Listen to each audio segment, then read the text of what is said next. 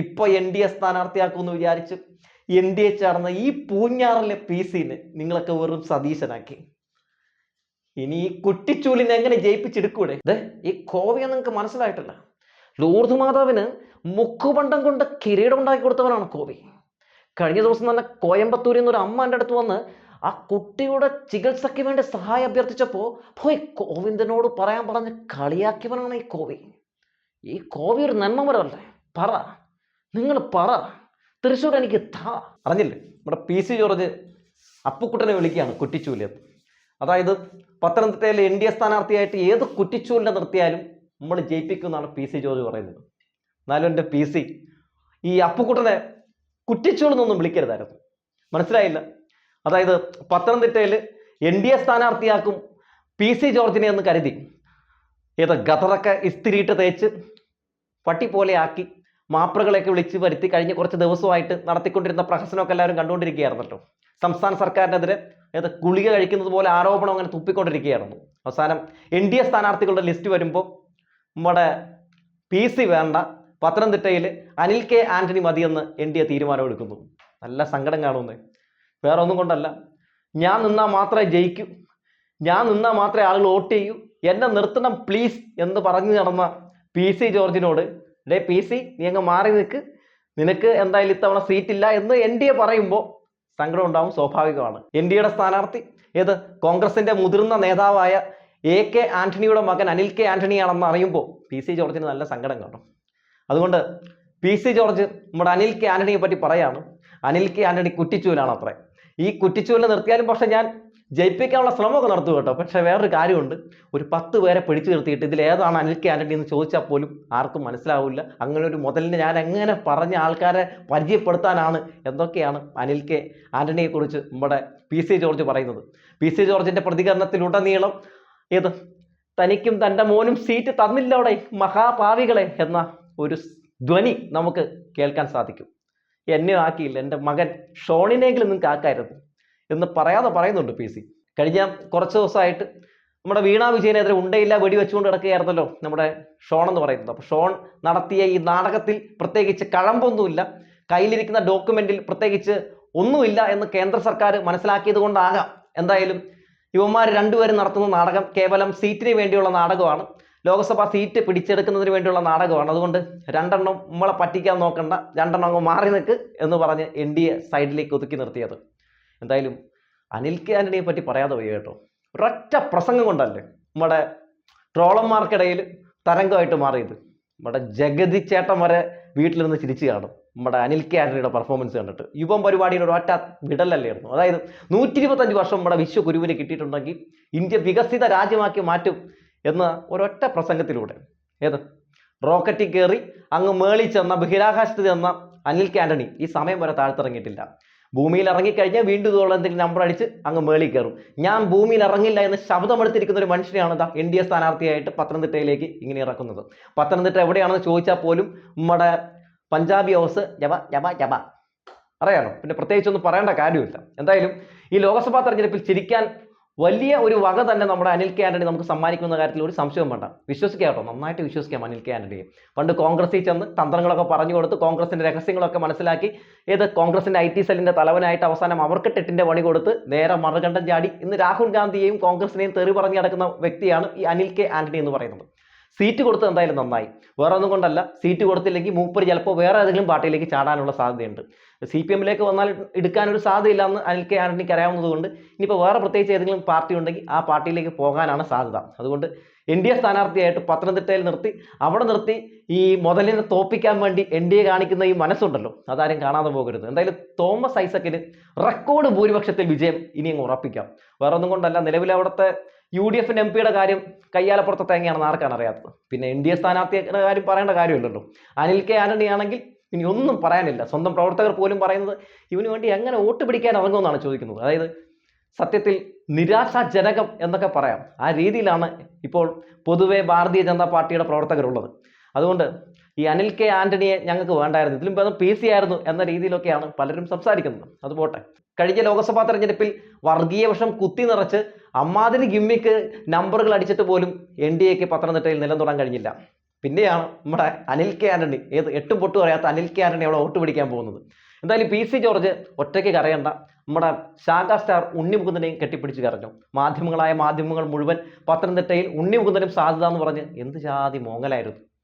വേറെ ഒന്നും കൊണ്ടല്ല, മാളികപ്പുറം എന്ന് പറയുന്ന സിനിമയിൽ അയ്യപ്പന്റെ റോൾ അഭിനയിച്ചതുകൊണ്ട് അയ്യപ്പനാണ് നമ്മുടെ ഉണ്ണി മുകുന്ദൻ. അതുകൊണ്ട് ഇനി ഉണ്ണി മുകുന്ദനെ നമുക്കിവിടെ കൊണ്ടുപോയി നിർത്തിയത് നമ്മുടെ അയ്യപ്പനാണ്, വോട്ട് ചെയ്യണമെന്ന് പറഞ്ഞ് അങ്ങനെ വോട്ടൊക്കെ സമ്പാദിക്കാമെന്നൊക്കെ കരുതിയിരിക്കുകയായിരുന്നു. ആ രീതിയിലൊക്കെയായിരുന്നു മൊത്തത്തിൽ എല്ലാവരും സംസാരിച്ചുകൊണ്ടിരുന്നത്. അവസാനം എൻ ഡി എ തീരുമാനിച്ചു, നമ്മുടെ ശാഖാ സ്റ്റാറും വേണ്ട, പി സിയും വേണ്ട, ഇവിടെ നമുക്ക് അനിൽ കെ ആന്റണി മതി എന്ന തീരുമാനമെടുത്തു. എന്തായാലും പി സി സങ്കടപ്പെടേണ്ട, നമ്മുടെ ശാഖാ സ്റ്റാറിനെ ഇടയ്ക്കിടയ്ക്ക് കാണുമ്പോൾ കെട്ടിപ്പിടിച്ചിട്ട് നമ്മൾ തുല്യ ദുഃഖിതർ എന്നൊന്ന് പറഞ്ഞാൽ മതി. എന്നാലും വല്ലാത്തൊരവസ്ഥ തന്നെയാണ്.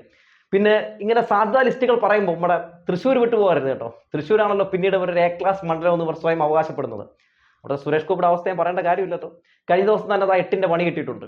ഒരു കോയമ്പത്തൂരിൽ നിന്ന് വന്ന സിന്ധു എന്ന് പറയുന്ന ഒരു സ്ത്രീ, ആ സ്ത്രീയുടെ 2 വയസ്സുള്ള കുട്ടിക്ക് അപൂർവ രോഗമാണ്. അപ്പോൾ ചികിത്സാ സഹായത്തിന് വേണ്ടി സുരേഷ് ഗോപിയെ കാണുമ്പോൾ എന്തെങ്കിലും ചികിത്സാ സഹായം നൽകണേ എന്ന് അഭ്യർത്ഥിക്കുകയാണ്. അഭ്യർത്ഥിക്കാൻ കാരണമുണ്ട്. കാരണം ഈ ഏഷ്യാനെറ്റിലെ ഞാൻ കോടീശ്വരൻ എന്ന് പറയുന്ന പരിപാടിയിൽ സുരേഷ് ഗോപി അങ്ങനെ പൈസ കൊടുക്കുന്നൊക്കെ രംഗങ്ങൾ കണ്ട് ഒരു നന്മപരമാണെന്ന് പാവം ആ അമ്മ തെറ്റിദ്ധരിച്ചു. ഇതൊക്കെ BJPയിലേക്ക് എത്തിപ്പെടാൻ വേണ്ടിയുള്ള നാടകമായിരുന്നുവെന്ന് ആ അമ്മ മനസ്സിലാക്കിയില്ലെന്ന്. അങ്ങനെ ആ പാവം അമ്മ ചോദിക്കുകയാണ്, എന്തെങ്കിലും തന്ന് സഹായിക്കാമോ എന്ന്. ആ അമ്മയെ പച്ചയ്ക്ക് കളിയാക്കുന്നു, പരിഹസിക്കുന്നു. പോയി ഗോവിന്ദൻ്റെ അടുത്ത് ചോദിക്കുക എന്ന് പറയുന്നു. പക്ഷേ ഗോവിന്ദൻ കേട്ടോ സുരേഷ് ഗോപിയുടെ ഈ പരിഹാസം ഗോവിന്ദൻ കേട്ടു. കേരളത്തിൽ സഹായം അഭ്യർത്ഥിച്ചു വരുന്നവരെ അങ്ങനെ മടക്കി അയച്ചിട്ടുള്ള ഒരു പാരമ്പര്യം, ഒരു സംസ്കാരം കേരളത്തിനില്ല. അവരെയൊക്കെ നമ്മൾ പലപ്പോഴും ഇത്തരം സഹായഹസ്തവുമായിട്ട് ആവശ്യപ്പെട്ട് വരുന്നവരെയൊക്കെ സംരക്ഷിച്ച ചരിത്രമാണ് കേരളത്തിനുള്ളത്. അതുകൊണ്ട് ആ അമ്മയെ നമ്മൾ കൈവിട്ടില്ല. ഗോവിന്ദൻ മാഷ് അവർക്ക് സഹായമൊരുക്കി. ആ കുട്ടിക്ക് നല്ല ചികിത്സ ഉറപ്പാക്കുമെന്ന് ആരോഗ്യവകുപ്പ് മന്ത്രി വീണ ജോർജ് ഫോണിൽ വിളിച്ച അമ്മയെ അറിയിച്ചു. കരുതലൊരുക്കി. അതാണ് കേരളം എന്ന് പറയുന്നത്. സുരേഷ് ഗോപിയുടെ നന്മമരക്കളി അങ്ങനെ വീണ്ടും പൊളിഞ്ഞു. ലൂർദ് മാതാവിന് ഒരു 8ന്റെ പണി കൊടുത്തത് ഇപ്പൊ വാർത്തകളൊക്കെ പുറത്തു വരികയാണല്ലോ. പൊന്മുട്ടയിടുന്ന താറാവിലെ നമ്മുടെ ആ തട്ടാനുണ്ടല്ലോ നമ്മുടെ ശ്രീനിവാസൻ, എത്രയോ ഭേദം. പുള്ളിയുടെ കാമുകിക്ക് ഒരു മുക്കുപണ്ടം പണിത് കൊടുത്ത് പറ്റിച്ച കഥ എല്ലാവരും കണ്ടു കാണുമല്ലോ. അതൊക്കെ വെച്ച് നോക്കുമ്പോൾ അതിലും വലിയ തട്ടാനാണ് നമ്മുടെ സുരേഷ് ഗോപി എന്ന് തെളിയിച്ചിരിക്കുകയാണ്. പിന്നെ ആ വനിതാ മാധ്യമപ്രവർത്തകയെ ആക്ഷേപിച്ച കേസുമായി ബന്ധപ്പെട്ട പോലീസ് കുറ്റപത്രം സമർപ്പിച്ചിരിക്കുന്നു. കേവലം സീറ്റിന് വേണ്ടി കാണിക്കുന്ന നാടകങ്ങളൊക്കെ പൊട്ടിപ്പൊളിയുകയാണ്. വീണ്ടും ചർച്ചയാവുകയാണ്.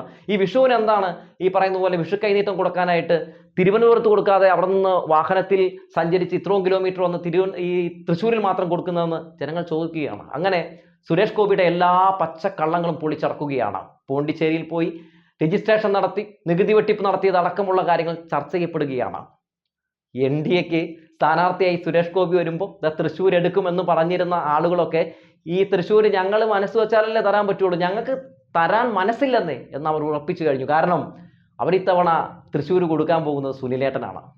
അവരുടെ സ്വന്തം സുനിലേട്ടൻ VS സുനിൽകുമാർ റെക്കോർഡ് ഭൂരിപക്ഷത്തിൽ ലോക്സഭയിലേക്ക് പോകുന്ന കാര്യത്തിൽ ഒരു സംശയവും വേണ്ട. TN പ്രതാപന്റെ കാര്യം ഞാൻ പറയേണ്ട കാര്യമില്ലല്ലോ. TN പ്രതാപൻ പരാജയമായിട്ട് നിൽക്കുകയാണ്. ഒരു സാധ്യതയും ഇല്ല എന്ന് കോൺഗ്രസിനകത്തു നിന്നുള്ള സാധ്യതാ ലിസ്റ്റുകൾ പുറത്തു വരുമ്പോൾ തന്നെ പുറത്തു വരികയാണ്. ഈ പറയുന്നത് പോലെ TN പ്രതാപൻ ജയിക്കാൻ സാധ്യതയില്ല എന്നാണ്. അതുകൊണ്ട് 2ാം സ്ഥാനത്ത് TN പ്രതാപൻ എത്തും കേട്ടോ.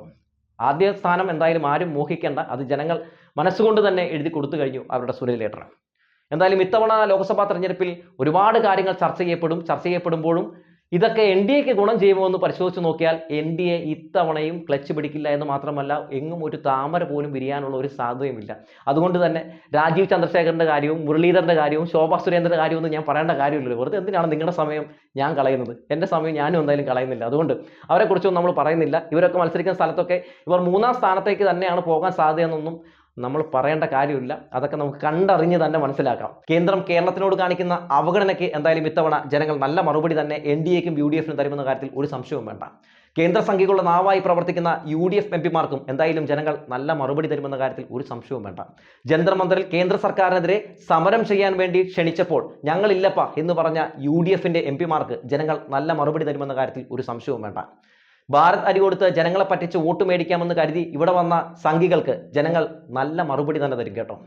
ലോക്സഭാ തെരഞ്ഞെടുപ്പിൽ ക്രൈസ്തവ മുസ്ലിം ന്യൂനപക്ഷ വോട്ടുകൾ ലക്ഷ്യമിട്ട് സംഘപരിവാരങ്ങൾ ഇപ്പോൾ നടത്തിക്കൊണ്ടിരിക്കുന്ന ഈ നാടകത്തിനും ജനങ്ങൾ നല്ല മറുപടി തരുമെന്ന കാര്യത്തിൽ ഒരു സംശയവും വേണ്ട. കേരളത്തിന് പുറത്ത് ക്രൈസ്തവ ദേവാലയങ്ങൾ തല്ലിപ്പൊളിച്ചും ക്രൈസ്തവരെ ആക്രമിച്ചും മുസ്ലിം ന്യൂനപക്ഷത്തെ ആക്രമിച്ചും ഒക്കെ ആറാടുന്ന സംഘപരിവാരങ്ങൾക്ക് കേരളത്തിലെ ജനങ്ങൾ മറുപടി കൊടുക്കാതിരിക്കുമോ? ഈ ലോക്സഭാ തെരഞ്ഞെടുപ്പിൽ പൊതുവേ ഒരു സംസാരമുണ്ട്, ഒരൊറ്റ സംസാരം മാത്രം. UDF വോട്ട് ചെയ്യുന്നതും BJPക്ക് വോട്ട് ചെയ്യുന്നതും ഒരുപോലെയാണെന്ന്. പിന്നെ ആർക്ക് വോട്ട് ചെയ്യണമെന്ന ചോദ്യത്തിന് അവർ ഉത്തരവും കണ്ടെത്തിയിട്ടുണ്ട്. ലോക്സഭാ തെരഞ്ഞെടുപ്പിന്റെ റിസൾട്ട് പുറത്തു വരുമ്പോൾ ഇവിടെ ഉണ്ടാകാൻ പോകുന്നത് ഒരു വലിയ LDF തരംഗം തന്നെയാകും. ഇനി കേരളത്തിന് വേണ്ടി സംസാരിക്കാൻ, രാജ്യത്തിന് വേണ്ടി സംസാരിക്കാൻ കെൽപ്പുള്ള ഒരേ ഒരു പ്രസ്ഥാനം അത് LDF പ്രസ്ഥാനമാണെന്ന് കേരളത്തിലെ മലയാളികൾ വിശ്വസിക്കുന്നു എന്നത് ഏറ്റവും പ്രധാനപ്പെട്ട ഒരു കാര്യം തന്നെയാണ്.